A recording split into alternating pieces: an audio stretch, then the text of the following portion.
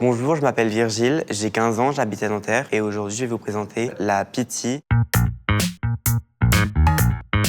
Je choisis cette œuvre parce que ça représente donc la Pythie, la prêtresse d'Apollon à Delphes. C'est un lien direct avec la mythologie grecque qui est un sujet qui me passionne. Je suis très passionné par l'histoire et de voir justement toute l'histoire de la mythologie grecque, toutes les histoires qu'il peut y avoir autour, je sais que ça m'a tout de suite intéressé et que j'ai tout de suite voulu connaître beaucoup de choses à ce sujet. En l'occurrence, le mythe de la Pythie, donc c'est une prêtresse dans le temple d'Apollon à Delphes. Apollon, c'est le dieu de la divination. Donc la Pythie a été souvent représentée dans une salle avec des vapeurs qui étaient des vapeurs hallucinogènes et on venait lui poser des questions et faire des prières à Apollon et elle répondait un peu comme un oracle.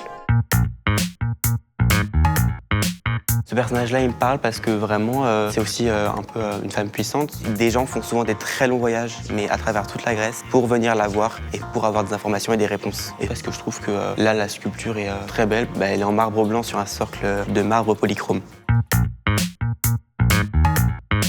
Elle a été faite par Marcello, de son vrai nom Adèle d'Afri, donc on appelait aussi la duchesse sculptrice, durant le 19e siècle. Elle aurait été peut-être moins reconnue dans son travail si elle avait fait son art sous son nom de femme. Je crois qu'on en retrouve une version en entier, en bronze, à l'Opéra Garnier. Donc ma réaction quand j'étais à l'Opéra Garnier ou quand j'ai été au Musée Carnavalet ici et que j'ai vu la Pythie, j'ai été content parce que c'était une scène mythologique, donc c'est ce que j'aimais et que je voyais, donc je pouvais voir aussi comment elle était représentée. Au musée du Louvre, ils ont une très belle collection de statues grecques, donc de représentations de héros, de dieux, de déesses et de scènes mythologiques.